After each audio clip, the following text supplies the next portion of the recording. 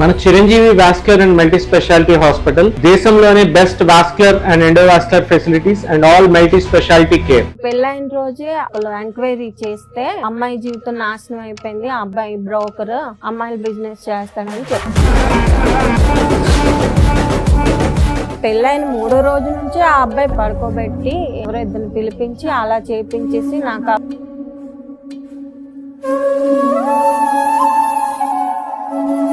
అత్త వాళ్ళకైతే చెప్పాలి. చెప్పాను మేడం. ఏమంది ఆవిడ? ఇప్పుడే కదమ్మా డబ్బులు సంపాదించుకోవాలని అన్నది. అదేం చిన్న విషయం కాదు నాన్న. మాక్సిమం క్రైమ్ లో హైయెస్ట్ క్రైమ్ నువ్వు చెప్తున్నది. ఇలా ఎందుకు కొట్టాడు? వర్క్ కి వెళ్ళలేదని సార్. ఇంతనా? కస్టమర్ల దగ్గరికి వెళ్ళడం స్టార్ట్ చేసావా నువ్వు? వెళ్ళండి మేడం.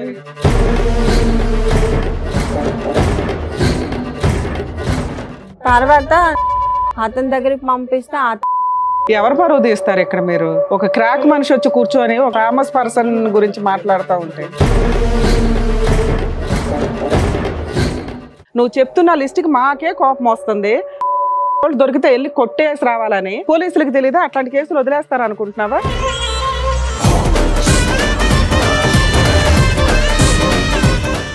ఆ అమ్మాయి ఫేస్ రివీల్ చేయమన్నా కూడా మేము రివీల్ చేయాలి. ఎందుకంటే వాళ్ళు ఉన్నారు పెద్ద పెద్ద పేర్లు, ఒక్క ఎవిడెన్స్ లేదు.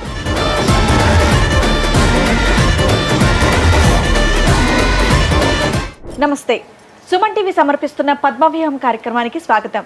మరి ఈ కార్యక్రమంలో మనతో పాటు ఉన్నారు ప్రముఖ హైకోర్టు అడ్వకేట్ రమ్యాకుల గారు. నమస్తే మేడం. నమస్తే అండి. ప్రముఖ సైకియాట్రిస్ట్ డాక్టర్ కళ్యాణ్ చక్రవర్తి గారు. నమస్తే సార్. సార్, మేడం గారు ఆవిడ సమస్య చెప్పుకోవడానికి ఇక్కడి వరకు వచ్చారు. ఆవిడ సమస్య ఏంటో అడిగి తెలుసుకుందాం. నమస్తే అండి. నమస్తే మేడం. చెప్పండమ్మా, ఏంటి మీ సమస్య? ఇక్కడి వరకు దేనికి వచ్చారు? అయితే నాకు ముందు మ్యారేజ్ అయిపోయింది, హస్బెండ్ చనిపోయారు మేడం. ఎలా చనిపోయారు? Train accident sir. అది మాది పల్లెటూరు బాగా. యాక్సిడెంట్ సూసైడ్ అమ్మా? ఆహా లేదు, యాక్సిడెంట్. ఎలా అయింది యాక్సిడెంట్? ట్రాక్ దాటుతుండగా ట్రైన్ వచ్చి గుద్దేసింది. అదే ఊర్లో ఉన్న మనిషి ట్రైన్ ఎప్పుడు వస్తుందో కూడా గమనించకుండా దాటాడు, గుద్దింది. రైట్, చెప్పండి. అలా చనిపోయిన తర్వాత బాబుని పట్టుకొని నేను పుట్టింటికి వచ్చాను. పుట్టింటికి వచ్చిన తర్వాత మా అక్క వాళ్ళు వైజాగ్ లో ఉంటారన్నమాట. కొన్ని సంవత్సరాలు పుట్టింట్లో ఉండి తర్వాత మా అక్కల ఇంటికి వెళ్ళి నేను ఖాళీగా ఎందుకు ఉండడం, ఏదో ఒక వర్క్ చేసుకుందాం అని చెప్పి వైజాగ్ వస్తే మా అక్క పని చూసింది మేడం. అందులో 3,000కి జాయిన్ అయ్యాను. జాయిన్ అయిన తర్వాత అలా ఇలా బాబుకి బాగోపోవడం అట్లా మొక్కుకున్న తర్వాత విజయవాడకు వచ్చాను. మొక్కు తీర్చుకున్నాను, రిటర్న్ ట్రైన్ ఎక్కేసాను. ట్రైన్ ఎక్కినప్పుడు ఈయన నాకు పరిచయం అయ్యాను. పరిచయం అయిన తర్వాత ఆ నైట్ అలా అయిపోయింది. తెల్లవారు లెగిసి అతను ఆపోజిట్ సీట్ లో కూర్చున్నారనమాట. కూర్చుంటే మేడం నా ఫోన్ కనిపించట్లేదు, ఒకసారి ఈ నంబర్ నుంచి రింగ్ ఇస్తారా అని అడిగారు. సరే అని చెప్పి నంబర్ నుంచి రింగ్ ఇచ్చాను. ఫోన్ అతని బ్యాగ్ లోనే ఉంది.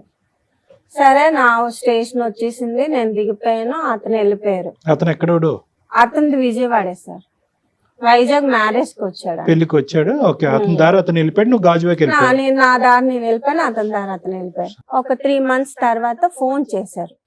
ఎవరు అంటే నేనండి పవన్ అంటే నాకు తెలియదండి, రాంగ్ నంబర్ అని చెప్పి కాల్ కట్ చేసి గుర్తుపట్టలేదు మీరు? గుర్తుపట్టలేదు. ఒక 6 నెలలు 7 నెలలు పోయిన తర్వాత నాకు కాల్ చేసి, మేడం ఆ రోజు మీరు విజయవాడలో ట్రైన్ ఎక్కారు కదా, నేను పరిచయం అయ్యాను కదా మేడం, ఆ అబ్బాయిని నేను అని చెప్పారు.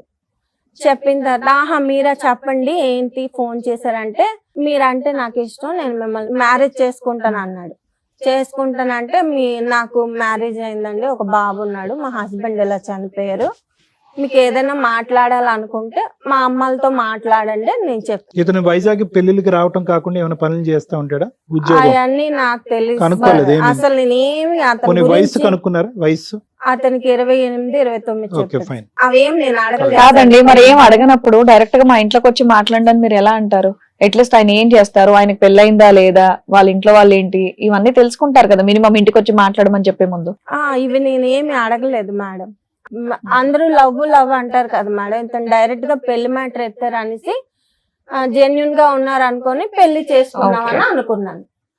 సరే అయితే మీరు మా అమ్మలతో మాట్లాడండి, ఓకే చెప్పాక వాళ్ళు ఓకే అంటే నేను ఒప్పుకుంటానండి అంటే ఈయన వైజాగ్ వచ్చి మా అమ్మాలతో మాట్లాడటం అనేది జరిగింది.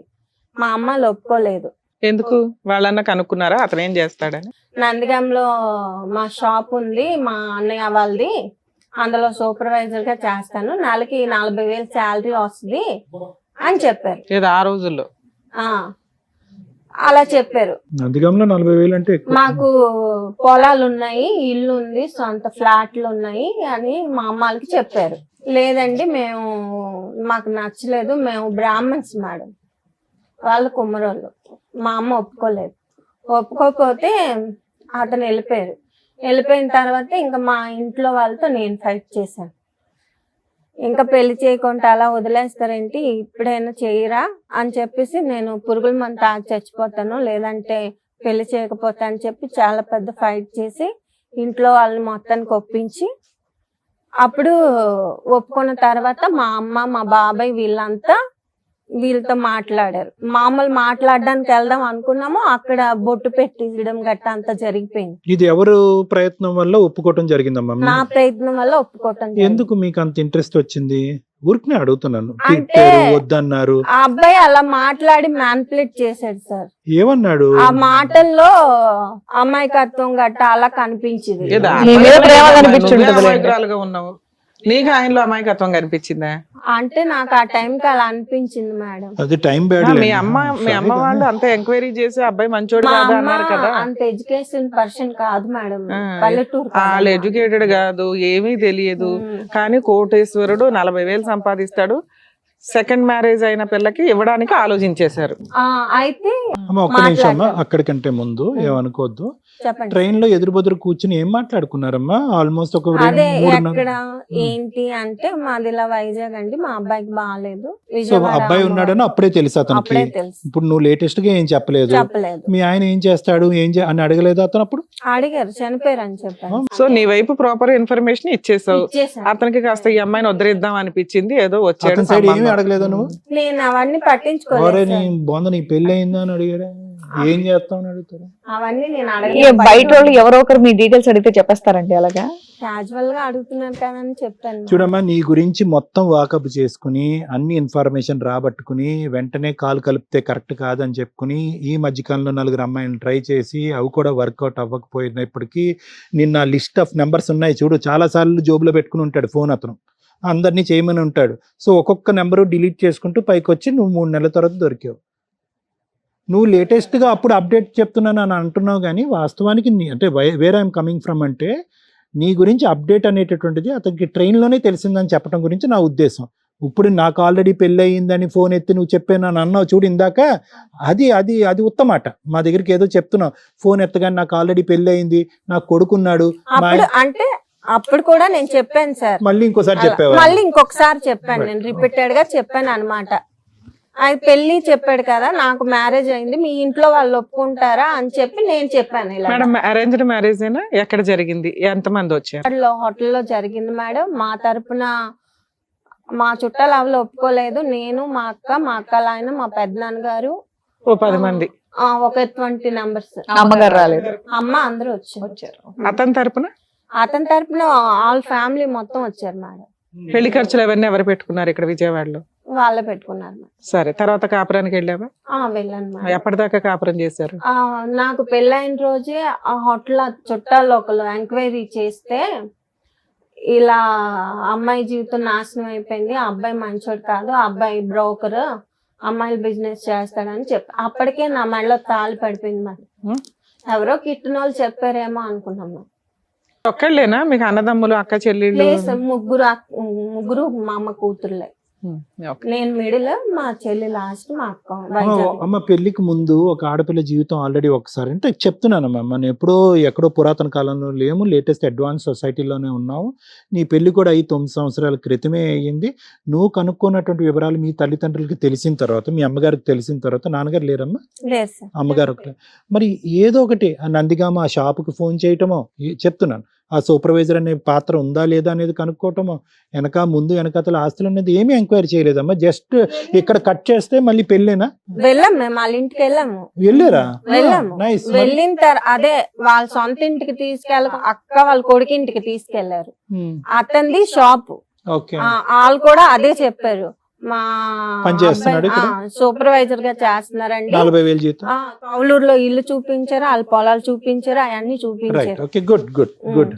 మ్యారేజ్ హాల్లోనే మ్యారేజ్ అవ్వగానే మీకు చెప్పారు కదమ్మా ఈ అబ్బాయి బిజినెస్ చేస్తాడు అని, మీరు అడిగారా అతన్ని?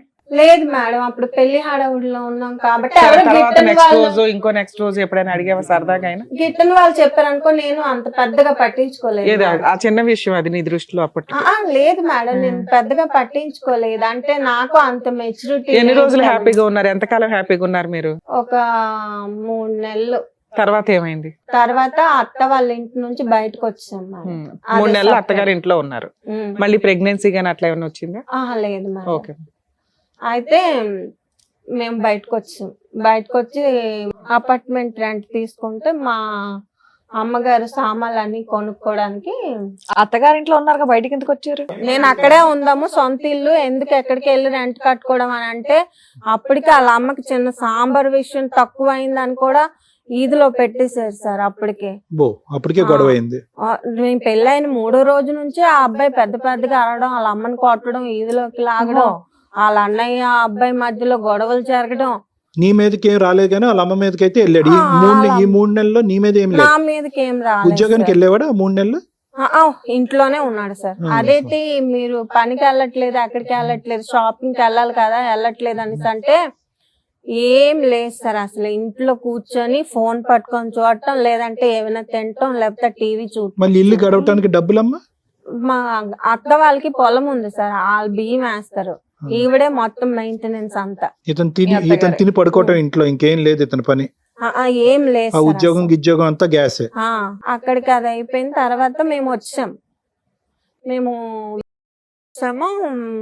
ఇల్లు అంతా చూసుకున్నాం. మా అమ్మగారు అమౌంట్ వేస్తే ఒక 2 లక్షలు మొత్తం సామాన్లు అన్ని కొనుక్కొని. మీ అమ్మగారి దగ్గర 2 లక్షలు ఉన్నాయా వేయడానికి? రోజులు గడుస్తున్నాయి, నెలలు గడుస్తున్నాయి. ఫోన్లు వస్తే మాట్లాడుతున్నాడు, ఇచ్చేస్తున్నాడు తప్ప ఎక్కడ అస్సలు ఇల్లు కదలట్లేదు. సో దీన్ని బట్టి ఆ బ్రోకర్ బిజినెస్ కూడా లేనట్టేగా? అది ఉంటే కనుక దాన్ని బట్టి బిజీ లేదు సార్. ఫోన్ లో మొత్తం జరిగిపోతుంది అంతా. అంటే నాకు డౌట్ రాకుండా మెయింటెనెన్స్ చేసుకొని వచ్చారు. అయితే ఒక రోజు నేను ఫోన్ ఎత్తడం జరిగింది. అమ్మాయిలు ఉన్నారా, రేట్ ఎంత, ఇవన్నీ మాట్లాడుతున్నారు.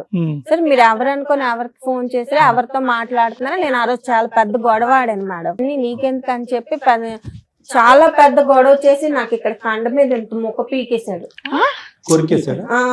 మొత్తం ఆ ఫ్యామిలీ అందరికి వీడియో కాల్ చేసి చూపించాను. అయితే కండ పీకేశాడు. మీ అబ్బాయి ఏదో తప్పు చేస్తున్నాడండి అని చెప్పేసి. మా అమ్మాయిలకి చేస్తే పెళ్ళి 6 నెలలు కాలేదు, ఏంటి గొడవలు అని చెప్పేసి తిట్టారు. అసలు మ్యాటర్ నేను మా అమ్మల దాకా చెప్పలేదు సార్. మామూలుగా ఇలా గొడవ అయిందమ్మా, ఇలా మొక్క పీకేశాడు అని చెప్పాను. అయితే పీకేయడం ఏంటమ్మా? కుక్క అమ్మా? లేదు సార్, అసలు స్నానం చేయడు, బ్రష్ చేయడు, అసలు నీట్నెస్ అనేది లేదు. అంత మొక్క పీకేసిన వీడియోలు ఏమైనా ఉన్నాయా, ఫోటోలు గానీ? కొట్టిన డబ్బులు ఉన్నాయి మేడం. ఆ ఫోన్ మొత్తం పగలు కొట్టేసాడు, అవేం లేవు. అందరికి వీడియో కాల్ చేస్తే అందరూ ఏమన్నారు? తిట్టారు, ఈ అబ్బాయిని తిట్టారు. అయితే ఇదంతా అయిపోయిన తర్వాత మేడం ఇప్పుడు మీతో పాటు మీ అబ్బాయి కూడా ఉంటాడా? లేదు సార్, ముందే వాళ్ళ ఫ్యామిలీకి చెప్పాం మేము. మా అబ్బాయి మా అమ్మగారు దత్తత చేసుకున్నారు, మా అబ్బాయి బాధ్యత మీకు లేదు, మా అబ్బాయిని మేమే చూసుకుంటాము అని ముందే చెప్పారు. దత్తత చేసుకున్నారమ్మా? అడాప్ట్ చేసుకున్నారా అఫీషియల్ గా? ఎవరు, మీ అమ్మగారు వాళ్ళు? అవును సార్. సరే నాన్న, అత్తగారి ఇంటికి వెళ్ళావు తర్వాత అసలు ఎప్పటిదాకా కలుస్తున్నారు మీరు మీ హస్బెండ్? 5 years కలుసున్నాము, విడిపోయి 5 years. ఆ 5 years లో ఏం జరిగిందో కొంచెం బ్రీఫ్ గా చెప్పండి. నాకు కొంచెం ఆస్మా ప్రాబ్లం ఉంది. టాబ్లెట్స్ అవన్నీ ఇచ్చి, ఏవో మత్తు టానిక్లు అవన్నీ ఇచ్చి నన్ను పడుకోబెట్టి ఎవరో ఇద్దరిని పిలిపించి అలా చేపించేసి నాకు ఆ వీడియో మొత్తం తీసి చూపించాడు మేడం. మీకు తెలియకుండా ఇలా చేస్తాడు? అవును మేడం. చెయ్యి కొరికేస్తేనే వెళ్ళి తోలు తీసేసావు మీ అత్తగారి దగ్గరికి వెళ్ళి పరువు తీసి.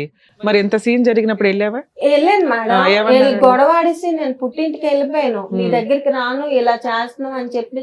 కాకపోతే ఈ మ్యాటర్ మా అమ్మకి చెప్పలేదు. నువ్వు అసలు ఏం చెప్పవాలి మీ అమ్మ వాళ్ళకి? మంచిదాను గానీ మీ అత్త వాళ్ళకైతే చెప్పాలి కదా ఎంత పరువుతో పని చేశాడు. ఏమంది ఆవిడ? ఆవిడ ఏంటన్నదంటే ఇప్పుడే కదమ్మా డబ్బులు సంపాదించుకోవాలని అన్నది. అప్పుడు ఆవిడ క్యారెక్టర్ అనేది నాకు అర్థమైంది. ఫ్యామిలీ అంతా ఇంతేనా అని చెప్పి. బిజినెస్ అలిగి వెళ్ళిపోయావు. అలాగే నేను పుట్టింటికి వెళ్ళిపోయాను మేడం. ఒక 6 నెలలు 8 నెలల వరకు నేను రాలేదు. ఓకే. ఏ రాకపోతే కేసులు వేయలా? ఏ కేసు మీ అక్కకి గాని మీ చెల్లికి గాని మీ అమ్మకి గాని ఎవరికి చెప్పలా? చెప్పలేదు మేడం. ఎందుకంటే పెళ్ళయి సంవత్సరం కూడా నిండలేదు. నీ బొంద. మా అక్క ఏం మాట్లాడుతున్నావు నువ్వు? మా అక్క ఎవరో మత్తు మంది ఇచ్చి మీ ఆయన ఇద్దరు వచ్చి రేప్ చేసిపోతే పెళ్ళై సంవత్సరమే అయింది, ఈ విషయం బయట పెడితే ఏం బాగుంటదని కూర్చున్నావా? అవును మేడం. మా అక్క నీకేమైనా జీవితం క్రాక్ బాలేదు. ఉందా? మా అక్క జీవితం బాగాలేదు మేడం. మా చెల్లి జీవితం అంతంత మాత్రం. మొన్నే పెళ్లి చేసాము, అంత కట్నం ఇచ్చి వాళ్ళందరినీ వద్దనుకొని పెళ్లి చేసాము. ఇప్పుడు మళ్ళీ మొగుడు దగ్గర సంవత్సరం లేకుండా అదేం చిన్న విషయం కాదు నాన్న. మాక్సిమం క్రైమ్ లో హైయెస్ట్ క్రైమ్ నువ్వు చెప్తున్నది. చిన్న విషయం లాగా చెప్తున్నావేంటి? సరే ఓకే, తర్వాత పోనీ అప్పుడైనా వదిలేసావా వాడిని? వదలలేదా? లేదు మేడం. మళ్ళీ ఏమ్మా అప్పుడైనా మీరేం చిన్నపిల్ల కాదు కదమ్మా. 13 ఏళ్ళకో 14 ఏళ్ళకో అలా చేశారంటే నాకు తెలియదంటే ఏమన్నా నమ్ముతాం కానీ అప్పటికి మీకు 25 ఏళ్ళు. ఎవరికి చెప్పాలి? మళ్ళీ వచ్చిందంట కాపురానికి. ఎందుకెళ్ళో మళ్ళీ 1 ఇయర్ తర్వాత కాపురానికి తీసుకెళ్లాడు మేడం. అంటే ఇలాంటివి నేను చేయించినా మొత్తం అన్ని డిలీట్ చేసేస్తానని చెప్పితేనే నేను నమ్మేసి అప్పుడే వెళ్ళిపోయావు. నమ్మేసి వెళ్ళిపోయాను మేడం 1 ఇయర్ తర్వాత. ఓకే అమ్మా. 1 ఇయర్ తర్వాత అయితే అదంతా డిలీట్ నీ దృష్టిలో. డిలీట్ చేసాను అని చెప్పాను నీ మేడం. క్యారెక్టర్ విషయంలో కూడా డిలీట్ పర్వాలా, పోనీలే 1 ఇయర్ అయిపోయింది కదా. లేదు మేడం. చేసావు. అంటే నేను మా అమ్మని దృష్టిలో పెట్టుకొని మళ్ళీ కాపురానికి వెళ్ళడం అనేది జరిగింది. ఈ అబ్బాయి మరీ చెప్పాడు దేవుడి మీద అన్నిటి మీద ఒట్లేదు. సరే ఏంటమ్మా, బానే ఉన్నావా? ఆ 3 ఇయర్స్ బానే ఉన్నావా? పోనీ లేదు మేడం. అప్పటి నుంచి అసలు కదా స్టార్ట్. చెప్పు అసలు కదా చెప్పు. నన్ను ఊరికే కొట్టడం, కస్టమర్ల దగ్గరికి వెళ్ళకపోతే టార్చర్ పెట్టడం, అతనికి నచ్చినట్టు రెడీ అయ్యడం, అన్ని అతనికి కస్టమర్ల దగ్గరికి వెళ్ళడం స్టార్ట్ చేసావా నువ్వు? అట్లా అలాగా వెళ్ళావా? వెళ్ళండి madam. Very good. Kishu okay, నువ్వు ఇక్కడ పరిగెట్టవలసినటువంటి అవసరం లేదు. ఎక్కడైతే పరిగెట్టాలో అక్కడ పరిగెట్టలేదు. నిన్ను ఎవరు ఒత్తిడి చేశారమ్మా? నిన్ను అంటే నీ క్యారెక్టర్ ఒకసారి మత్తుతో జరిగినటువంటి అంశానికి ఎంతో చితికిపోయి ఎంతో బాధపడిపోయి అక్క జీవితాన్ని, చెల్లి జీవితాన్ని, అమ్మ పరువుని కాపాడాలి అనే ఉద్దేశంతో వాళ్ళు వృత్తి ధర్మంగా భావించేటటువంటి వృత్తిలోకి నువ్వు ఇన్వాల్వ్ అయిపోయావా? అవును సార్. ఎందుకు? ఇప్పుడు అవును సార్ ఏమైనా అంటే? నాకు జరిగింది తెలిస్తే మా అమ్మగారు బతకరు సార్.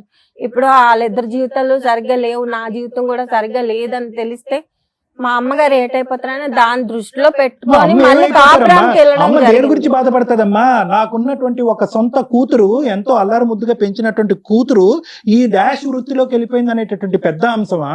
లేదంటే నా మొగుడు ఇలా చేశాడు కాబట్టి నా జీవితం ఇలా పాడైందనే చెప్పేటటువంటి అంశం మీ అమ్మగారికి పెద్ద అంశం అవుతుందా? ఈ రెండిట్లో ఏది పెద్ద ఇష్యూ?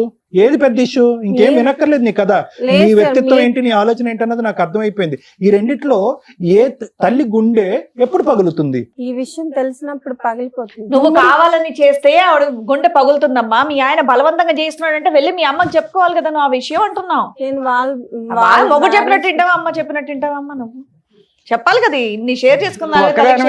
వాళ్ళ కష్టాలు ఉన్నాయని అక్కనే చెల్లిని కూడా దింపావా? చీచి చూసావా, దీనికోసం మాట్లాడా. చీచి అని అనిపించింది కదా, చీచి అని మీ అమ్మకు కూడా అనిపించి వాడు తోలు తీసేసేది. ఏంటి అంత కూల్ గా మాట్లాడుతున్నావు? ఎంతకాలం నేను కూల్ గా మాట్లాడలేదు మేడం. 5 ఇయర్స్ నుంచి ఫైట్ చేస్తున్నాను. ఏం ఫైట్ చేస్తున్నావు? 3 ఇయర్స్ అయితే కస్టమర్స్ దగ్గరికి వెళ్ళావు, సంపాదన ఏం చేసావు? అవును మేడం, మీరు నేను వెళ్ళింది చూస్తున్నారు కానీ నేను ఎందుకు వెళ్ళాల్సి అరే వచ్చిందో వెళ్ళకూడదని మేము చెప్తున్నాం. ఎందుకు వెళ్ళామని కాదు, వెళ్ళకూడదని చెప్తున్నాం. వెళ్ళకూడదంటే వీడియో పబ్లిక్ చేస్తాను అంటున్నాను మేడం. డిలీట్ చేశాడు, డిలీట్ చేస్తేనే వెళ్తున్నాను అన్నావు కదా. నీ కంఫర్ట్ జోన్, నువ్వు అన్ని ఎట్లా డోర్లు క్లోజ్ చేసి నీ కంఫర్ట్ గా ఏది కావాలో అది చెప్తున్నావు. ఓకే పర్లా. ఒక స్త్రీకి జరగకూడని అన్యాయం నీకైతే జరిగింది. నీ పాత్ర ఎంత ఉంది, మీ ఇంట్లో వాళ్ళ పాత్ర ఎంత ఉందో, అబ్బాయి పాత్ర ఎంత ఉందో పక్కన పెడితే ఎక్కడో ఒకటి నువ్వు రియలైజ్ అవుతావు కదా. 3 ఇయర్స్ కి అయితే రియలైజ్ అయ్యావు. ఈ 3 ఇయర్స్ లో సంపాదించిన సంపాదన ఏం చేసావు? అతనికి ఇచ్చాను మేడం. ఇల్లు కొనుక్కున్నాడు, కార్ కొనుక్కున్నాడు, అన్ని కొనుక్కున్నాడు మేడం. సరే లాస్ట్ లో ఎట్లా మా అబ్బాయికి 200 ఇస్తానన్న చేతిలో రూపాయి కూడా ఇవ్వలేదు. అదే ఇంకా నాకు ఓపిక చచ్చి నేను ఇంకా చేయలేను, నాకు ఓపిక లేదు, ఇప్పటికే నా ఆరోగ్యం క్షీణించిపోయింది, నేను ఇంకా చేయలేనంటే నువ్వు చేస్తేనే నా కొంపలో ఉండు, చేయకపోతే వెళ్ళిపో. నిన్నేనా ఇలా అట్లా బిజినెస్ కోసం చాలా మంది అమ్మాయిలు మోసం చేసి పెళ్లిళ్ళు చేసుకున్నాడా? అతనికి ముందు పెళ్లి అవ్వలేదని చెప్పాడు నాకు. అతనికి పెళ్లిళ్ళు ఎందుకమ్మా? పెళ్లిళ్ళు అవసరం లేదు. బిజినెస్ చేస్తావు అనుకుంటే అమ్మాయిలు నీతో కూడా అలాగే చేయించవచ్చు కదా. పెళ్లి ఎందుకు చేసుకున్నాడు? ఆ అమ్మాయి చెప్పింది, ఆ అబ్బాయి ఇది వరకు బిజినెస్ చేసేవాడు, ఆ అబ్బాయికి నువ్వెలా పెళ్లి చేసుకున్నావు అమ్మా అనేసి అంటే. అంతా అయిపోయిన తర్వాత చెప్పితే ఏం లాభం మేడం? మొత్తం జరగాల్సిన నష్టం అంతా నాకు జరిగిపోయింది. అరే ముందు చెప్పారు, ఎంక్వైరీ చేసుకోవాలి, ఆ పెళ్లి రోజు చెప్పారు, తర్వాత 3 నెలలు నీ లైఫ్ బాగానే ఉంది. ముందు 3 కదమ్మా, నెలలు అప్పుడే ముందు కదా 6 enquiry నెలల వరకు చేసుకోవాలా? బానే ఉంది మేడం. అత్తయ్య వాళ్ళ ఇంట్లో ఉన్నప్పుడు బానే ఉంది, బయట 3 నెలల తర్వాత బానే ఉంది. అక్కడ నుంచి నాకు ప్రాబ్లమ్స్ అనేవి సరే స్టార్ట్. నువ్వు తప్పించుకొని బయటకు వచ్చేసావు, ఊరుకున్నాడా? మంచి కస్టమర్ వెళ్ళిపోయినట్టే లెక్క కదా ఆయనకి, ఊరుకున్నాడా? లేదు మేడం. ఉమ్. తర్వాత అతని దగ్గరికి పంపిస్తే అతనితో నేను గొడవ అదే లాస్ట్ గొడవ మాకు. అతను నన్ను కొట్టి టార్చర్ మేడం? పెట్టాడు. ఆ వీడియో కూడా నా దగ్గర ఉంది మేడం. అది ఆయన మొత్తం నా ఫోన్ ఆ రోజు లాక్కొని కిందకేసి చెత్త కొట్టి అది ఎరగలేదని సుత్తితో పెట్టి మరి కొట్టి ముక్కలు చేసి నా ప్రూఫ్స్ ప్రతి ఉంది మేడం. ఇప్పుడు లేవు. మొత్తం ఇప్పుడు ఏ ప్రూఫ్స్ కూడా అతని నీతో మీద పాటు against ఇంకెవరన్నా ఉండవు. వచ్చారా? లేదు మేడం. నువ్వు మా ఒక్కదానివే తమ్ముడు వచ్చావా? వచ్చాడు. ఒక్క నిమిషం సొంత అమ్మా, తమ్ముడా? మళ్ళీ చెప్తున్నా. అంటే అమ్మ, మా అమ్మ, చిన్నప్పటి నుంచి ఎదురు అమ్మ, ఒక్క నిమిషం. ఉన్నాం మేడం. మీ పేరు ఎవరు పరువు తీస్తారు ఇక్కడ? మీరు ఒక క్రాక్ మనిషి వచ్చి కూర్చొని ఒక No, we are not famous picking up- person no, no, no, no, గురించి no, we are not మాట్లాడుతూ picking up ఉంటే. any names. I'm just asking for the list of people that she's involved. అమ్మ, ఇలాంటి పెద్ద మనుషుల్లో ఎవరైతే ఎవరి పేర్లు తీయట్లేదు, ఆ మాత్రం కామన్ సెన్స్ మనకు ఎవరి పేర్లు తీయట్లేదు, ఇంకా పెద్ద పెద్ద మనుషులు ఎవరైనా ఉన్నారా నీ లిస్ట్ లో? లేరు సార్. ఇతను ఒక్కడే. ఉన్నదే చెప్పాను. అతను ఒకడే. అతను ఒకడే. సో ఇవన్నీ కూడా నీకు ఎక్కడా కూడా ఏ ప్రయాణం కూడా మొత్తం ఎన్ని సంవత్సరాలు అయితే నువ్వు ఫైట్ చేసావు, ఇష్టం లేక అయిష్టతోనే వెళ్ళావు, అతను బలవంతంతో వెళ్ళావు. మీ అమ్మగారికి ఈ మాట చెప్తే కనుక అమ్మ మనసు పాడైపోద్దని చెప్పే వెళ్ళావు. ఎక్కడా కూడా ఆ డబ్బులు నీకు రావటం కానీ నువ్వు వాడుకోవటం కానీ చేయలేదు. ఏమీ జరగలేదు మేడం. నాన్న ఈ 5 years లో ఏం చేశారు మీరు? కేసులు ఏమన్నా వేసారా వేశాను కోర్టులో? మేడం. ఏమేం కేసులు వేసారు? పోలీస్ స్టేషన్ కి వెళ్ళి ఇలా బిజినెస్ చేపిస్తున్నాడు అని చెప్పేసి నన్ను కొట్టిన దెబ్బలతోనే ఆ రోజు నేను పోలీస్ స్టేషన్ కి వెళ్ళాను. Hmm. పోలీస్ స్టేషన్ కి వెళ్తే ఫోన్ తీసుకొని మొత్తం చూస్తే దొరికాడు. Okay. దొరికిన తర్వాత ఎవరు మీ హస్బెండ్ మా వాళ్ళ? హస్బెండ్ వీళ్ళంతా దొరికేశారు. Okay. పోలీస్ స్టేషన్ కి వెళ్ళాక 4 దెబ్బలు కొట్టి ఆ అమ్మాయిని ఇలా చేస్తావా తప్పు కదా అని చెప్పేసి 4 కొట్టి తర్వాత కౌన్సిలింగ్ పంపించారు. కలిసి ఉంచడానికి కౌన్సిలింగ్. సార్ మేడం నేను కలిసి ఉండే ప్రసక్తి లేదు మేడం, నా జీవితం నాశనం చేస్తాడు, నా జీవితం అన్యాయం అయిపోయింది. నాన్న నువ్వు ఇంతమంది లిస్ట్ చెప్పినాక కూడా వాళ్ళు కౌన్సిలింగ్ కలిపి ఉంచాలని అతను రెడ్ హ్యాండెడ్ గా దొరికిన తర్వాత కూడా కౌన్సిలింగ్ అన్నారు మేడం. ఇక్కడ ఏం జరిగింది మేడం? నాకు నాన్న న్యాయం. FIR ఇప్పుడు అయిందా? మీరు అన్నారు కదా మేడం నేను క్రాక్ అని. నేను క్రాక్ కాదు మేడం.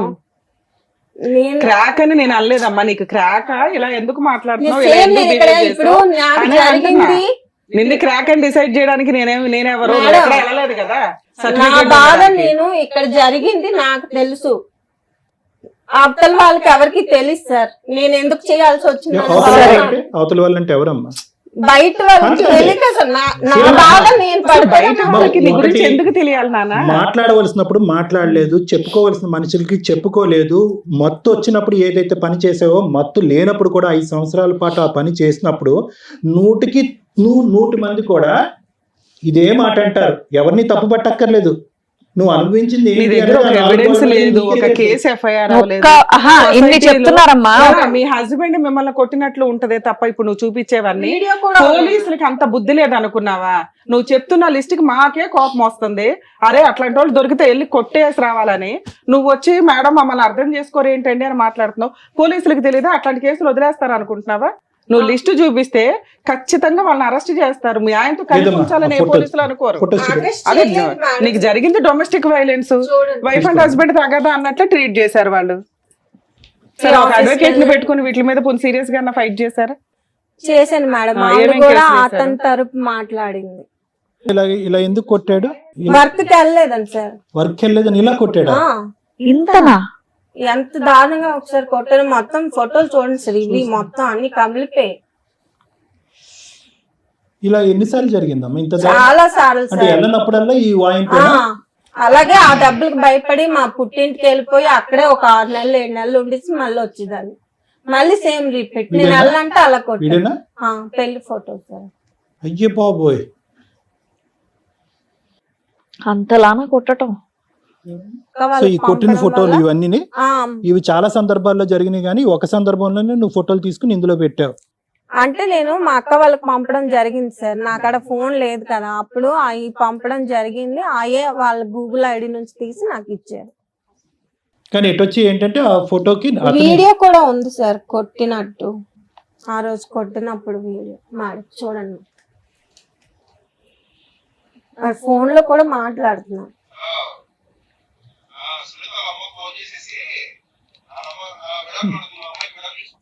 విడాకులు అడుగుతుంది అని ఎవరో అంటున్నాడు ఏంటి? అదే సార్, ఇలా వెళ్ళలేదని చెప్పి నన్ను కొట్టాడు. మీతో పాటు ఎవరో వచ్చారు, వాళ్ళు ఎవరు? మా తమ్ముడు సార్. ఏం చెప్పాలనుకుంటున్నా? ఫస్ట్ పెళ్ళైంది, బాబు పుట్టాడు, ఇలా సమస్య జరిగింది, మళ్ళీ పెళ్ళైంది అని తెలిసింది సార్. Right. తెలిసిన తర్వాత అక్కడికి వెళ్ళిన తర్వాత అక్కడ ఉండి వచ్చింది. Hmm. వచ్చిన తర్వాత ఇలానే బాధపడుతుంటే అక్క సూసైడ్ చేసుకోవడానికి అటెంప్ట్ చేసిన తర్వాత వాళ్ళ అబ్బాయి మాకు చెప్పాడు, ఇలా అమ్మ సూసైడ్ చేసుకుందంటే ఎందువల్ల ఏంటంటే అప్పుడు మొత్తం అన్ని అడిగితే చెప్పింది ఇలా. సరేనక్క ఏం చేద్దాం అంటే నేను అక్కడ గాజు వర్క్ సార్ మాది. మీది గాజువేనా? అంటే ఎప్పుడు 5 years బ్యాక్ మీకు ఇవన్నీ తెలిసినాయి? నాకు అంటే వాళ్ళ అబ్బాయి ఎప్పుడైతే సూసైడ్ చేసుకున్నా అదే ఎప్పుడు సుమారు ఎప్పుడు అది? ఎప్పుడు? అది ఒక 1 year అలా అవుతుంది. అంతే 1 year బ్యాక్ వీళ్ళ స్టోరీ మీకు తెలిసింది. తెలిసిన తర్వాత అబ్బాయి ఇలా చెప్తే మేము వెళ్ళిన తర్వాత జరిగింది, ఇలా సూసైడ్ ఎందుకు చేసుకున్నాం అక్క ఏటక్క అంటే అప్పటికి విడిపోయి 4 years అవుతుంది కదా, మర్చిపోయి ఉంటది. అప్పుడు ఎందుకు చేసుకుంది సూసైడ్ ఐటమ్? అంటే అతని కోసం తిరిగి ఒక్క నిమిషం తమ్ముడు, ఒక 2 నిమిషాలు ఆగండి. సూసైడ్ ఎప్పుడు చేసుకున్నాం? అటెంప్ట్ ఎప్పుడు చేశారు? 1 year అవుతుంది సార్. 2 సార్లు చేశాను సూసైడ్ అటెంప్ట్. ఎందుకు ఇప్పుడు ఈ మధ్య కాలం ఎందుకు చేస్తున్నారు? 5 సంవత్సరాల నుంచి పోలీస్ స్టేషన్లు ఏంటి, దిశ కేసులు ఏంటి, మహిళా మండలి తిరిగి ఏంటి, అలసిపోయావు ఇంకా నాకు ఎక్కడ న్యాయం జరగలేదనిపించి నేను సూసైడ్ అటెంప్ట్ కదమ్మా. చేశాను. ఏం న్యాయం, ఏం కేసులు, ఏంటి గొడవ? అదే సార్, ఇప్పుడు ఏదైనా సరే 498 కడతాను అంటున్నారు, ఈ కేసు కట్టను అంటున్నారు. మీకు ఏం కావాలి ఇప్పుడు ఆయన నుంచి? ఏం కావాలి? ఏం ఎక్స్పెక్ట్ చేస్తున్నారు? నాకు డబ్బులు మ్యాటర్ కాదు మేడం, అతనికి నాకు నా జీవితం నేను అన్యాయం అయిపోయినందుకే అతనికి శిక్ష పడాలి. శిక్ష పడాలా లేదంటే కంపెన్సేషన్ ఇవ్వాలా ఏంటి? నాకు అర్థం కాదు. కాంపెన్సేషన్ అతనే ఇస్తాను అంటున్నారు. అంటే వీళ్ళు కట్నం కింద ఫస్ట్ పెళ్ళైనప్పుడు ఒక 5 లక్షలు, దాని తర్వాత మధ్యలో 2 లక్షలు ఆయన కారు కొనడానికి ఏదో 4 కోట్లు ఇచ్చి పెట్టారంట. అవన్నీ నేను కూడా ఫోన్ లో మాట్లాడాను సార్. అతనితో మాట్లాడితే ఏమన్నారంటే నేను ఒక 5 లక్షలు ఉన్న 1 తులం బంగారం ఇవ్వగలను, నేను అంతకన్నా ఇవ్వలేను అంటున్నాడు అతను. ఏది డైవర్స్ ఇవ్వడానికి? డైవర్స్ డైవర్స్ అడుగుతున్నాడు. ఇప్పటికి 5 years నుంచి మరి మీకోసం ఇలా చేశారంట కదంటే తిరిగారు, నా అమ్మాయి స్టేషన్ లో కంప్లైంట్ ఇచ్చింది, చేశారు, చెందారు అని చెప్పారు. ఇవన్నీ మీరు ఎప్పుడైనా సిట్టింగ్ కూర్చొని మాట్లాడారా ఫోన్ లో గానీ? ఫోన్ లో బిజినెస్ చేయించావా అని అడిగారా? అవన్నీ మేము అడిగితే మీరు చూసారా, చెందారా అని అడుగుతున్నారు. సో అతనైతే ఒప్పుకోవట్లేదు ఆ వ్యాపారం అది ఈ అమ్మాయి చేత చేయించినట్టు ఒప్పుకోవట్లేదు. ఒప్పుకోలేదండి. కాకపోతే ఈవిడ మెసేజ్లు చేసేది, వీళ్ళతో వాళ్ళతో మాట్లాడేది అని చెప్పేసి నాకు చెప్పాడు. చెప్తే నేను అడిగాను ఆవిడ చదువుకుందా అని అడిగాను. చదువుకోలేదు అన్నాడు. అంటే ఆవిడ చదువుకోలేదని మాకు తెలుసు అండి.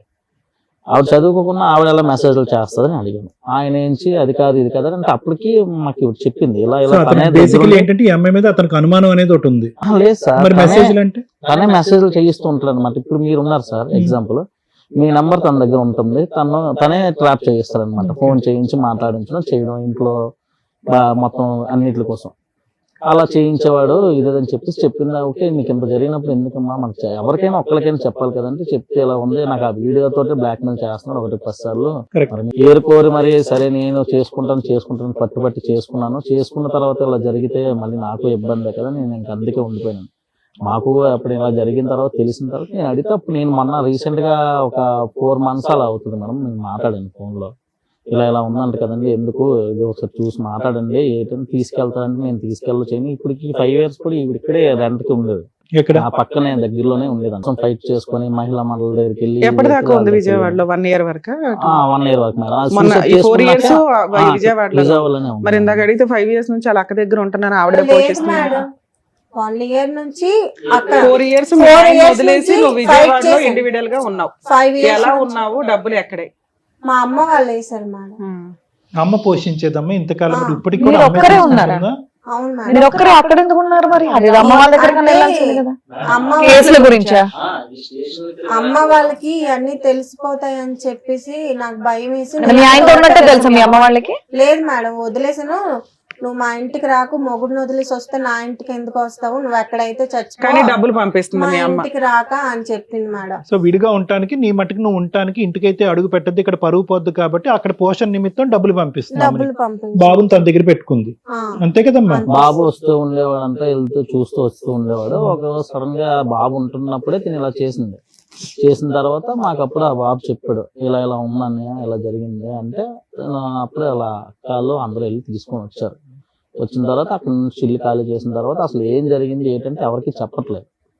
చెప్పమ్మా పర్వాలేదు, నేను మరి మీ తమ్ముడు మీ అబ్బాయి బాబులు అంటున్నా కదా, నాకు చెప్పక్క పర్వాలేదు అంటే అప్పుడు ఇలా ఉంది తమ్ముడు, ఎవరికి ఏం చేయలేకపోతున్నాము, ఏం చెప్పాలో కూడా తెలియట్లేదు మాకని. అప్పుడు నేను ఒక 4 రోజుల ఒక 4 నెలల క్రితం మాట్లాడితే తను చెప్తున్నాడు, నేనైతే ఒక 5 లక్షలు ఇస్తాను, ఒక తులం బంగారం ఇస్తాను, నాకు ఇచ్చారు ఓకే, నాకు అక్కడ లేవు, ఇప్పుడు ఏం చేయమంటారు, నేను ఎంత అయితే ఇవ్వగలను, లేకపోతే లేదు. నేను కాంపోజిషన్ అయితే అడగట్లేదు, నాకు డబ్బులు వద్దు, మరి ఏం మాకు ఇలా కావాలి జరిగినందుకు ఆడికి తగ్గ శిక్ష పడాలి అంటున్నాను. ఈ స్టేజ్ మీదకి ఎవరు తీసుకొచ్చారు అమ్మాయిని? తను నేనే తనే YouTube మాట్లాడి వచ్చిందా? చూసి- ఇక్కడ ఎవరు వాళ్ళని శిక్షిస్తారు అనుకుంటున్నారు? ఇప్పుడు మీ వీడియోస్ అన్ని చూస్తూ ఉంటే అందరికీ తెలుసు కదా నాకు న్యాయం జరుగుతుంది అనే ఏ కదా. న్యాయం సార్? పోలీసుల దగ్గరికి వెళ్ళింది, అడ్వకేట్ల దగ్గరికి వెళ్ళింది, వాళ్ళు చెయ్యని న్యాయం ఈ స్టేజ్ మీద రమ్య గారు అయితే చెయ్యరు కదా. శిక్ష అంటే ఏం శిక్ష పడాలి అంటే నాకు తెలియక అడుగుతున్నాను, సారీ. నువ్వు పడినటువంటి వేదన బాధ మామూలుది కాదు. ఒక పక్క నుంచి అమ్మకి చెప్పుకోలేక భర్త ఇలాంటోడు అని చెప్పి నరకం, నువ్వు అనిపించింది నరకం, అది నాకు అర్థం అవుతుంది. ఆ పోరాటం గురించి ఈ పుట్టింటికి వెళ్ళలేక అత్తింటి దగ్గరే, అదే మీ ఆయన ఇంటి పక్కనే ఒక ఇల్లు తీసుకుని ఆ అమ్మకి ఇప్పటికీ కూడా నేను ఇక్కడే ఉండిపోతానమ్మా, నేను గెలవాలని, నార్మల్ టార్చర్ కాదమ్మా, it's very heavy hearted. But what can we do? ఏంటి శిక్ష అంటే ఏంటి? ఈ పాటికి నువ్వు చాలా పోలీస్ స్టేషన్లు, చాలా అందరి మాటలు అన్నీ విన్నావు కదా, ఏ విధంగా శిక్ష పడుతుంది ఇలాంటి వాళ్ళకి? ఏంటి శిక్ష? 498 కేసు పెడతానంటున్నారు మేడం. ఒక్క నిమిషం తమ్ముడు. 498 కేసు పెడితే నాకు న్యాయం ఎక్కడ అవును, జరుగుతుంది? దానికి ఇలా మించిన ఇల్లు శిక్ష, అలా వచ్చేస్తారు కదా దానికి మించిన మేడం. శిక్ష ఏంటి? ఆడిని నరికేసే శిక్ష ఏంటి? ఆడిని నరికేసే శిక్ష ఏమైనా ఉందా? ఇలా చేసినందుకు దానికి తగ్గ వేరే సెక్షన్లు ఉంటాయి కదా అని See, the అడుగుతుంది thing కూడా. is, ఒకటే, నీ బాధ, ఆవేదన, నీ కోపము, నువ్వు ఎంత రగిలిపోతున్నావు, ఎన్ని సంవత్సరాలు బట్టి రగిలిపోతున్నావు. ఎందుకంటే ఇలాంటి అంశాల గురించి బహుశా ఒక స్త్రీ ఎక్కడో చోట విసిగి వేసారిపోయి ఈ అమ్మాయి వాడు కల్మకాడు పోతాడని చెప్పి వదిలేస్తావు.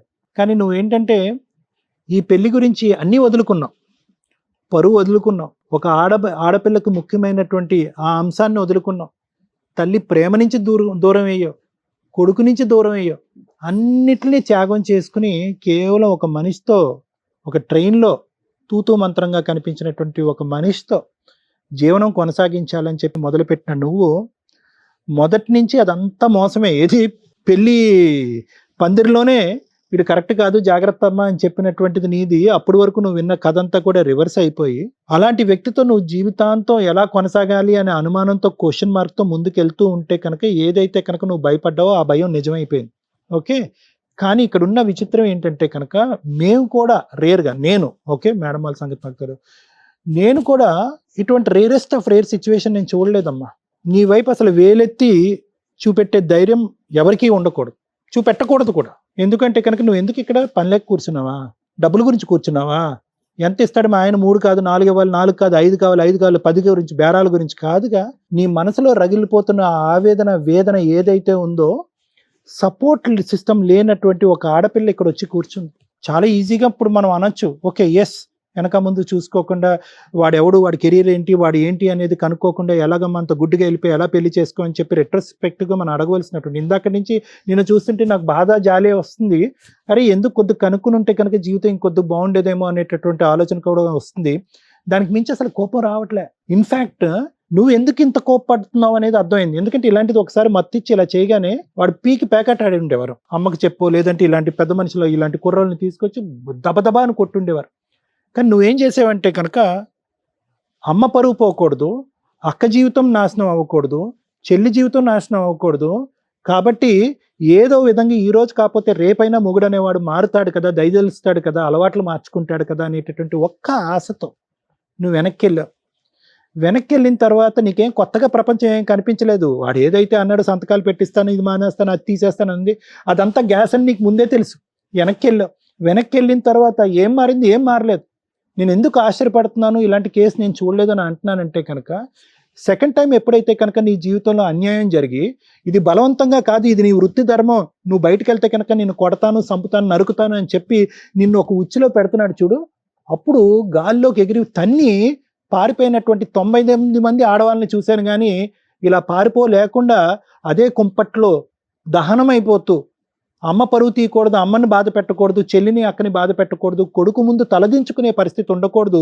నాకంటూ కూడా ఒక పెళ్లి జరిగితే కనుక, అది కూడా తెలిసి తెలియక ఆ పెళ్లి జరిగితే కనుక రెండో పెళ్లిలోంచి నేను పారిపోవటం కరెక్ట్ కాదు అని చెప్పి అక్కడే పడున్నావు చూడు, అది నేను ఎక్కడ చూడనటువంటి ఒక అంశం. నువ్వు ఇప్పుడు వరకు చెప్పినవన్నీ వాస్తవాలు అయితే కనుక, వాస్తవాలనే అనుకుంటున్నాను, నీ కళ్ళుని స్టడీ చేస్తున్నాను నేను, ఓకే అది పక్కన పెట్టండి. ఎక్కడ తప్పు జరిగిందమ్మా ఏంటి? నాకు నిజంగా అసలు ఫస్ట్ స్టార్టింగ్ చెప్తూనే నాకు మైండ్ బ్లోయింగ్. ఏంటి 2002లోని 2003లోని ఒక రైల్వే ఉద్యోగం చేస్తున్నటువంటి ఒక స్త్రీ, అంటే ఎంతో కొంత చదువుకుంది, ఎంతో కొంత అవగాహన ఉంది, పట్టణ ప్రాంతంలో ఉంది, ఒక 10 సంవత్సరాల పిల్లకి, ఒక 15 సంవత్సరాల కుర్రోడికి పెళ్లి చేయటం ఏంటమ్మా?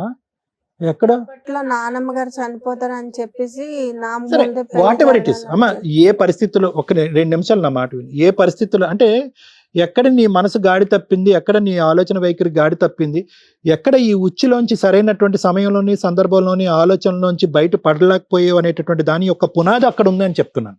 ఎవరు ఏ పరిస్థితుల్లో ఏ ఆలోచన వల్ల చేశారనేది నాకు పద.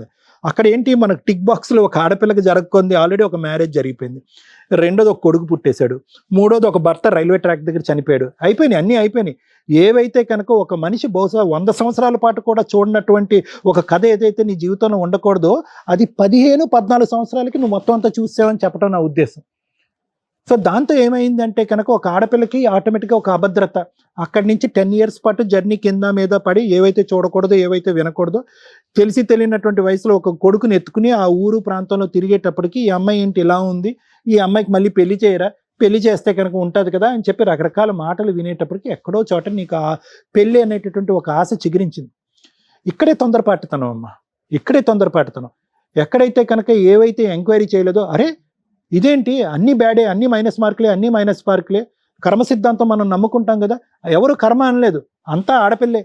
అరే ఈ అమ్మాయికి చిన్న వయసులోనే పెళ్లి అయిపోయింది, చిన్న వయసులోనే కొడుకు పుట్టేశాడు, చిన్న పైన దురదృష్టవంతరాలు కాబట్టి చిన్న వయసులోనే భర్తను కూడా పోగొట్టుకున్నాడు అనేటటువంటి సమాజంలో ఈ తొందరపాటుతనం అనేది వస్తుంది అనమాట.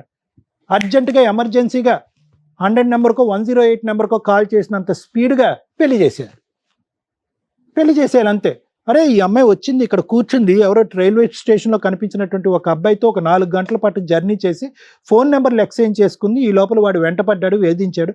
వీడు ఎవడు అసలు వీడు పనికి వస్తాడా, పనికిరాడా? ఒకసారి ఆల్రెడీ నరక కోపంలో తోసేసినటువంటి ఈ ఆడపిల్లని మళ్ళీ ఇలాగ ఇంకోసారి నరక కోపంలో మనం తోసేయాలనేటటువంటిది ఒక్కలైనా కూడా ఇంగితంగా ఆలోచించుంటే ఈరోజు నువ్వు ఇక్కడ మాకు కూర్చోవమ్మా. అభద్రత, ఆలోచన లేకపోవటం, తొందరపాటుతనం, ఆల్రెడీ పెళ్ళయి దురదృష్టవంతరాలు అయినటువంటి ఆడపిల్ల యొక్క తలరాత మళ్ళీ ఇంకొకసారి రాసేయాలి, మనం అర్జెంటుగా రాసేసేయాలి.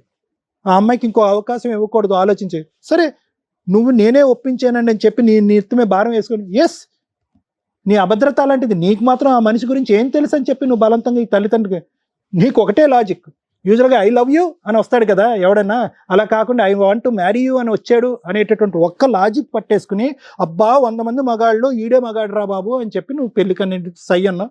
వీళ్ళేదో పైకి వెళ్ళి అక్కడ ఏదో ఎంక్వైరీలు చేశారు, అందరూ ఒక దొంగల ముఠాను రెడీ చేశాడు, అందరూ దొంగల ముఠా అంతా కూడా ఎస్ అని అన్నారు, అందరూ వాడికి మార్కులు వేశారు, ఆ పొలం నాది, ఆ ఇల్లు నాది అంటే నాదే అనుకున్నారు. ఒక కాగితం లేదు, ఒక పత్రం లేదు, ఒక ఎంక్వైరీ లేదు, గడిదిగుడ్డు లేదు. పెళ్ళినటువంటి మర్నాడు నుంచి వాడి ఇంట్లోంచే వర్క్ ఫ్రమ్ హోమ్. సో ఏదైతే కథ మొదటి నుంచి ఉందమ్మా, ఈ కథ యొక్క పూర్వాపరాలు వేర్లు కింద నుంచి ఉన్నాయి. నువ్వు అందులో భగ్నం అయిపోయావు, దహించిపోయావు, కోపం వచ్చింది, అసహ్యం వచ్చింది, చేదరించుకుంది, కానీ పరువు కాపాడాలి, వెనక్కి వెళ్తే తల్లి స్వీకరించదు కాబట్టి అక్కడ దహనం అయిపోయావు. కాదనట్లే, ఇదంతా జరిగిందమ్మా.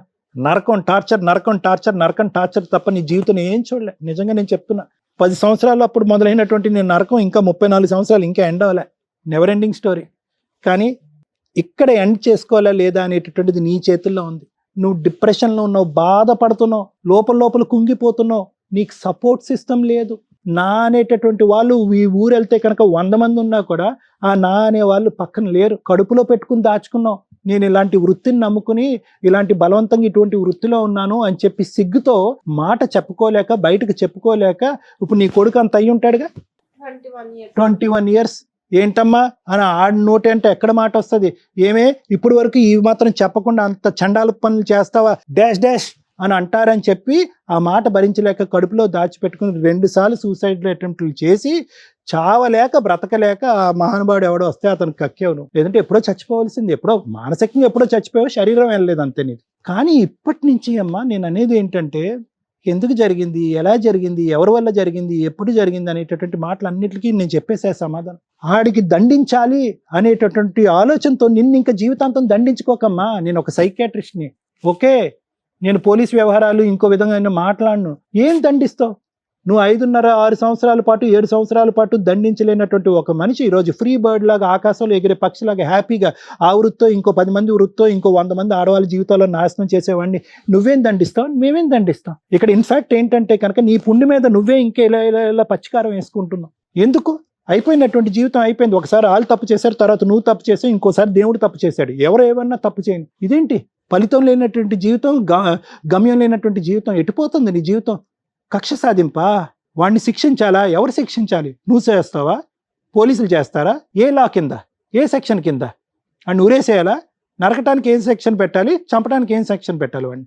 I don't think so it is practically possible అమ్మా. ఇంతకంటే స్ట్రైట్ ఫార్వర్డ్ ఉన్న కేసెస్కే శిక్ష పడట్లే, రకరకాల కారణాల వల్ల. ఆడు తప్పించుకుని తిరిగేటటువంటి బ్యాచ్. నువ్వు ఏం కేసులు పెట్టావు, ఏ దారిని వెళ్ళావు అవైతే నాకు తెలియదు, కానీ ఇక్కడి నుంచి అయినా జీవితాన్ని వాడి కర్మకాడిని వదిలేసాయి. వాడు ఏమన్నా ఇస్తే తీసుకో, నా మాట వినమ్మా. నువ్వు బ్రతకాలి, నీ కొడుకు బ్రతకాలి. జీవితాంతం అమ్మా దాసోహం అని చెప్పి మీ అమ్మకి అడుక్కునేటటువంటి పొజిషన్లో నువ్వు లేవు. ఎక్కడో చోట నీకంటూ ఒక జీవితం ఉంది, నీకంటూ ఒక వ్యక్తిత్వం ఉంది. అట్లీస్ట్ ఇప్పటికైనా అది బ్రతకమని చెప్తున్నాను. ఈ పగలు, ప్రతీకారాలు, శిక్షించటాలు, వాడికి శిక్ష పట్టాలి, ఇవన్నీ వేస్ట్, ఇవన్నీ వర్కౌట్ అవ్వో. కాదు సార్, నాది నా బాధ. అమ్మ బాధ అయినా దేన్నైనా, ఆడపిల్లకి అన్యాయం తప్ప న్యాయం జరగదు సార్. ప్రూఫ్. అమ్మా ఆడపిల్లల్ని అందులోకి తోసింది ఎవరు? వెళ్ళింది ఎవరు? ఒక 10 సంవత్సరాల ఆడపిల్లకి పెళ్లి చేసింది ఎవరు? ఆడొచ్చి చెప్పాడు ఆ 10 సంవత్సరాలప్పుడు నిన్ను పెళ్లి చేసుకోమని. ఎందుకమ్మా ఈ మాటలన్నీ? ఎక్కడ వర్కౌట్ అవుతుంది ఇవి? These are not going to work. These are helpless situation. మనం వెళ్ళాం నడుచుకుంటూ అందులోకి, ఆ కుంపట్లోకి. నేను ఒకటే చెప్తున్నానమ్మా, బలవంతంగా వాట్ ఎవర్ ఇట్ ఈస్, బయటికి పారిపోవటానికి 1,00,000 అవకాశాలు ఉన్నాయి తల్లి నీకు. అదేమి జైలు కాదు, అదేమి అండమాన్ నికోబార్లో ఉండేటటువంటి ఒక మారుమూల ప్రాంతంలో ఉండేటటువంటి ఒక జైలు కాదు. పట్ట పగలు అడిబొడ్డున జరిగింది ఇది. తలుపు తీసి పారిపోవటానికి 2 నిమిషాలు. ఎందుకు అన్నిసార్లు వాడికి ఛాన్స్ ఇచ్చావు? ఎందుకు క్షమించావు? ఒకసారి ఇచ్చావు, 2 సార్లు ఇస్తావా? 3 సార్లు ఇస్తావా? వాళ్ళు పరుగు పొద్దు, వీళ్ళు పరుగు పొద్దు అని చెప్పి నీ జీవితాన్ని నాశనం చేసుకుంటావా? ఈ రోజు పగ తీర్చుకోవాలా? పగ కోపం కాదమ్మా. ఏదన్నా నువ్వు ఇక్కడ కూర్చోటానికి ప్రధానమైన కారణం వాడిని శిక్షించాలని. I don't think it is going to work. వాడిని శిక్షించేటటువంటి ప్రయత్నంలో నీ జీవితానికి ఉన్నటువంటి ఒక 60-70 సంవత్సరాలకి జీవితాంతం నువ్వు శిక్ష వేసుకుంటున్నావు. నీ కొడుక్కి శిక్ష వేస్తున్నావు, మీ తల్లికి శిక్ష వేస్తున్నావు. ఒక్కసారమ్మా ఆలోచించుకో. ఫైట్ చేయాలంటే చెయ్యొచ్చు, కానీ దానికి కూడా ఒక ఆది మధ్య అంతం ఉంటుంది. ఇంతవరకు ఫైట్ చేస్తేనే వర్కౌట్ అవ్వదు. వాడి కర్మకాడిని వదిలేద్దాం. ఎక్కడో చోట ఒక point. Thank you madam. First time నాకు భయం వేస్తుంది మాట్లాడాలంటే. 12 years నుంచి చూస్తున్నారు రమ్య గారిని. అడ్వకేట్స్ మోసం చేశారు, కోర్టులో న్యాయం జరగలేదు, పోలీసులు న్యాయం చేయలేదు. ఈ షో మీద మీకు ధైర్యాన్ని క్రియేట్ చేస్తాం, కౌన్సిలింగ్ ఇస్తాం, లీగల్గా ఎలా వెళ్తే బెటర్ అని చెప్తాం. అన్నిటికీ వచ్చి మేము న్యాయ పోరాటం చేయలేం. నా వాయిసే తగ్గిపోయింది, అబ్జర్వ్ చేయండి. మసిపూసి మారేడుకాయలాగా నేను మాట్లాడను. ఇక్కడికి వచ్చిన వాళ్ళందరికీ ఓదార్పు యాత్ర కొన్ని సందర్భాల్లోనే ఇస్తాను తప్ప, కొన్ని డేంజర్ కేసులు అని అనిపించినప్పుడు ఎంత మాట్లాడాలో అంతే మాట్లాడితే నాకు బెటర్. ఎందుకంటే మాట్లాడేసి చేతులు దులుపుకోవడానికి నా ప్రొఫెషన్ అది కాదు. మేడం, నా రిక్వెస్ట్ వాళ్ళ బ్రదర్ని ఒకసారి పిలిస్తే ప్లీజ్. మా ఎపిసోడ్లు చూసే వాళ్ళందరికీ రిక్వెస్ట్ అండి, ఈ స్టేజీ మీద మా అర్హత, మా తాహత, మా టాలెంటు ఎంతో దానికి మించి చేస్తూ ఉంటాం. లా అండ్ ఆర్డర్ మా చేతిలో లేదు, పనిష్మెంట్స్ మా చేతిలో లేవు. సైకలాజికల్ డిప్రెషన్స్ తోటి ఎక్కడెక్కడో ఏదో ఊహించుకొని ఆఫీసుల దగ్గరికి రావడం కానీ, సుమన్ టీవీ దగ్గరికి రావడం కానీ, వేరే ఛానల్స్ దగ్గరికి వెళ్ళడం కానీ, మేము అక్కడ ఉంటామని అనుకోవడం అపోహ మాత్రమే. మాకుండే బిజీలో మేము ఇక్కడ ఇచ్చే సోషల్ సర్వీస్ అనేది మా వరకు. ప్రొఫెషన్ వరకు వెళ్తే మా ప్రొఫెషన్ మాకుంది. ప్లీజ్ అర్థం చేసుకోండి. ఆ స్టేజ్ ఒకటి దొరికింది, స్టేజ్ దగ్గరికి వెళ్ళిపోతే సార్ ఏదో చేస్తారు, రమ్య గారు ఏదో చేస్తారు. ప్లీజ్ మా పెయిన్ కూడా అర్థం చేసుకోండి అని నా రిక్వెస్ట్. ఇంత ఓవర్ ఎక్స్పెక్టేషన్స్ వద్దు. మేము మనుషులమేనండి. ఒక అమ్మాయి నన్ను నీడిల్ మీద నుంచోపెట్టింది ఈరోజు, తెలుసా? ఈ ఎపిసోడ్ లో మీకు అర్థమవుతుందా? ఆ అమ్మాయికి న్యాయం జరగలేదని 1 year బ్యాక్ సూసైడ్ అటెంప్ట్ చేసింది. ఆ అమ్మాయికి ఉన్న ఫైనల్ ఆప్షన్ ఇక్కడ స్టేజ్ మీదకి వస్తే రమ్య గారు వచ్చి సర్వీస్ చేసి వాళ్ళు తోలు తీస్తారు. చేయలేరు రమ్య గారు, ఎందుకంటే కోర్టుకు కావాల్సింది ఎవిడెన్స్లు. రమ్య గారు బిలీవ్ చేయాలి. ఇప్పుడు నేను ఏ ఒక్కటి మీ అందరికీ తెలుసు నేను నిజం మాట్లాడతానని. నిజం మాట్లాడినప్పుడు చాలా డేంజర్ అవుతుంది కొన్ని కేసుల్లో. అలాంటిది ఈ కేసు నీడిల్కి సంబంధించి. సార్, మిమ్మల్ని రిక్వెస్ట్ చేస్తున్నా, మీరు ఇందాక అడగగానే అన్నారు మీరు ఏదో చేస్తారని ఇక్కడికి వచ్చాం మేడం, ఎందుకంటే మీ ఎక్స్పెక్టేషన్ కరెక్టే. యాజ్ ఏ అడ్వకేట్గా నేను వచ్చి తనకి సంబంధించి ప్రాపర్ సెక్షన్స్ తోటి కేసులు వేయొచ్చు. ఏ అడ్వకేట్ అన్న వేయొచ్చు, రమ్య గారే వేయాల్సిన అవసరం లేదు. విజయవాడ దాకా వచ్చి మేము వేయడం కాదు. ఒక్క ఎవిడెన్స్ కూడా లేదు. ఇప్పుడు దాకా సార్ మాట్లాడింది తనకు ఒక కౌన్సిలింగ్ లాగా. తను లాస్ట్ వర్డ్ కూడా నా పెయిన్ అర్థం చేసుకోరా సార్, నాకు ఎంత కష్టం వచ్చిందంటే, పెయిన్కి నాకే సంబంధం లేదు సార్. ఒక ఎపిసోడ్కి అంతసేపు మాట్లాడాల్సిన అవసరమే లేదు. ఎందుకు మాట్లాడారంటే ఆ అమ్మాయి పెయిన్ తగ్గించడం కోసం. నేను మాట్లాడితే నిజాలు మాట్లాడతాం, అప్పుడు మళ్ళీ వెళ్ళి సూసైడ్ అటెంప్ట్ చేస్తే సుమన్ టీవీకి వెళ్ళాము న్యాయం జరగలేదు అంటే యాక్సెప్ట్ చేయలేము. ప్లీజ్ మా బాధ అర్థం చేసుకోండి. మిమ్మల్ని రిక్వెస్ట్ చేస్తున్నాను, ఆ అమ్మాయికి చట్ట ప్రకారం ఒక వైఫ్ అండ్ హస్బెండ్కి ఏం కేసులు ఉన్నాయో అవే వర్కౌట్ అవుతాయి తప్ప వేరే మీరు ఎక్స్పెక్ట్ చేసేవి వర్కౌట్ అవ్వవు. కనీసం ఇది నేను చెప్పాలని. వాళ్ళ దగ్గరికి వెళ్ళినా న్యాయం జరగలేదని ప్రతిసారి అనకండి, అనుకోకండి. ఎంత చేయగలమో అంతే చేస్తామని చెప్పడానికే ఫస్ట్ టైం నేను చాలా ఇబ్బంది పడుతున్నాను ఒక ఎపిసోడ్ కంప్లీట్ చేయడానికి. మిమ్మల్ని రిక్వెస్ట్ చేయగలను ఈ స్టేజ్ మీద, ఎందుకంటే నేను చెప్పే బాధ అమ్మాయికి అర్థమవుతుందో లేదో నాకు తెలియట్లే. ప్లీజ్ మీరు బయలుదేరవచ్చు. నేను కంటిన్యూ చేయాలంటే అమ్మాయి ఉండగా నేను మాట్లాడలేను. నాన్న థ్యాంక్ యూ. చాలా ఎపిసోడ్స్ మీరు చూసే ఉంటారు, సైకలాజికల్ డిప్రెషన్స్తో కానీ ఇక్కడేదో జరిగిద్దని వస్తూ ఉంటారు. మీరు చాలా ఎపిసోడ్స్ చూస్తే మీకు మేము కట్ చేసి చాలా వరకు ఎడిట్ చేసి పంపిస్తూ టెలికాస్ట్ చేస్తూ ఉంటారు. ఎందుకంటే 2 hours 3 hours తీసుకుంటాయి ఒక్కోసారి. కొన్ని మీకు అపోహలాగా అనిపించవచ్చు, ఫేక్ అనిపించవచ్చు. ఫేకే అనిపించినవ్వండి, ఎందుకంటే ఆ అమ్మాయి ఫేస్ రివీల్ చేయమన్నా కూడా మేము రివీల్ చేయాలి. ఎందుకంటే ఆవిడ చెప్పిన లిస్ట్ ఆఫ్ ఎవరైతే వాళ్ళు ఉన్నారో పెద్ద పెద్ద పేర్లు, ఒక్క ఎవిడెన్స్ లేదు. మేబీ ఆ అమ్మాయి ఆ విక్టిమ్ అయి ఉండొచ్చు, మేబీ ఆ అమ్మాయి ఆ పని చేసి ఉండొచ్చు. ఎవిడెన్స్ అనేది నమ్మకానికి కొన్ని సందర్భాలు ఎవిడెన్స్ లేకుండా కూడా నమ్ముతాం, ఎందుకంటే మనసుకి తగిలేస్తుంది. అది ఎక్కడ పొంతం లేదు. ఒక్క మాటకి ఇదే మాట నేను అమ్మాయి ముందు మాట్లాడితే ఇప్పుడు మమ్మల్ని బ్లాక్మెయిల్ చేయడానికి సూసైడ్ అటెంప్ట్ చేస్తుంది. ఎవరు రెస్పాన్సిబుల్? మాకేం తెలుసు? ఈ ఒక్క రోజుకి ఒక్కోసారి 10 episodes 20 episodes చేస్తాం. వచ్చారా, మాట్లాడారు, ఎంత చేయగలం అంత చేసి పంపిస్తాం. ప్రతి ఒక్కళ్ళు అక్కడికి వెళ్ళాం న్యాయం జరగలేదంటే మా తాహత ఎంతో అంతే చేస్తాం. అక్కడికి వెళ్ళినాక న్యాయం కొంతమందికి ఏది వచ్చి సర్వీస్ చేస్తారు అంటే అవి రియల్గా మేము ఫీల్ అవుతాం. అరే ఈ అమ్మాయికి నేను వెళ్ళాలి, ఈ అబ్బాయికి నేను వెళ్ళాలి అని వాళ్ళకి న్యాయం చేయడం కోసం మా వంతు ప్రయత్నం సుమన్ టీవీ నుంచి మేము చేయడానికి పూనుకుంటాం. ఇక్కడ ఏముంది ఎవిడెన్స్? ఒక్క ఎవిడెన్స్ ఉందా? డొమెస్టిక్ వైలెన్స్ క్లియర్గా ఉంది. ఒక హస్బెండ్ వైఫ్ మధ్య జరిగిన గొడవలు, దానికి సంబంధించి ఫొటోస్ ఉన్నాయి. ఆ అబ్బాయి మీద 498 కేసు రిజిస్టర్ అవుతుంది. పోలీసులకి ఏం పని లేదా? ఇంత విక్టిమ్ లిస్టు వాళ్ళకి దొరికితే ఈవిడ చెప్పిన పేర్లకి టైం పాస్కి కేసు వేసినా వాళ్ళకి మీకు అర్థమవుతుంది ఏం జరిగిద్దాం. అది కూడా వాళ్ళు వేయలేదంటే సిచ్యుయేషన్ ఏంటని అర్థమైందిగా. సైకలాజికల్గా ఆ అమ్మాయి చాలా డిప్రెషన్లో ఉంది. ఈ మాట అమ్మాయి ముందు మేము చెప్పలేం. ఒక కొడుకు 21 yearsకి వచ్చేసిన కొడుకు అమ్మ సూసైడ్ చేసుకుందని పక్కింటి వాళ్ళకి ఎదిరింటి వాళ్ళకి, అలా అమ్మ ఆల్రెడీ డబ్బులు ఇస్తుంది, మళ్ళీ అమ్మకి తెలియదు ఈ విషయం. అక్క ఆల్రెడీ చూసుకుంటుంది, అక్కకి తెలియదు. చెల్లి ఆల్రెడీ చూసుకుంటుంది, చెల్లికి తెలియదు. అన్ని అబద్ధాలు. మేబీ ఆ అమ్మాయి ఆ విక్టిమ్ అయినా కూడా ఎక్కడ స్పందించడానికి ప్రాపర్గా అనిపించినప్పుడు న్యాయం చెయ్యలేము. ఎవిడెన్స్లే ఉండవసరలా, నిజం అని మాకు అనిపించిన రోజున నిజంగా నేను అక్కడ విజయవాడ వెళ్ళేదాన్ని, కేసులు వేసేదాన్ని, తోలు తీసేదాన్ని. ఒక 498 కేసు పోలీసులు తీసుకోలేదు అని అనటానికి లేదు. 498 తీసుకోవడానికి రెడీగా ఉన్నారు. ఆ అబ్బాయి డైవర్స్ ఇచ్చేసి పెళ్లి చేసుకోవడానికి, విడాకులు తీసుకోవడానికి రెడీగా ఉన్నాడు. అంటే ఒక వైఫ్ అండ్ హస్బెండ్ కేసు ఎట్లా ఉంటుందో సేమ్ అంతే ఉంది కేసులో. లీగల్ ప్రొసీడింగ్స్కి వెళ్ళినప్పుడు తనకి జరిగిన అన్యాయమో లేదా తనే ఏదన్నా చేసిందో హస్బెండ్కి నువ్వు ఏం చేసావో చెప్పు అని అన్నప్పుడు నా దగ్గర ఎవిడెన్స్ లేదండి, ఇదిగోండి ఆ ఫోన్ పగలగొట్టేశాడు, ఇంకొకటి ఉంది అది పగలగొట్టేశారు. మేబీ అలా పగలగొట్టేసినప్పుడు ఈమె ఆల్రెడీ ఫస్ట్ 6 monthsలో జరిగిన దానికి ఒక 1 year గ్యాప్ తీసుకుని మళ్ళీ అదే ఇన్సిడెంట్లోకి వెళ్ళింది. తను చెప్పిన వర్షనే మాట్లాడదాం. 2 years మళ్ళీ అదే రోజు తన్నులు తినటం, వెళ్ళటం, పడుకోవడం, డబ్బు సంపాదించడం, డబ్బంతా ఆయనే తీసుకుంటాడు. 200 కూడా వాళ్ళ అబ్బాయికి ఇప్పించడు, ఇవ్వనివ్వడు. అంత నరకం పడుతున్నప్పుడు రెడీ హ్యాండెడ్గా పట్టించవచ్చు, చెయ్యలే. ఎవరైతే పెద్ద వ్యక్తులకు పేర్లు చెప్పిందో వాళ్ళందరి గురించి వీడియోలు ఉన్నాయి. రెడీ హ్యాండెడ్గా కేసు ఫైల్ చేయలే.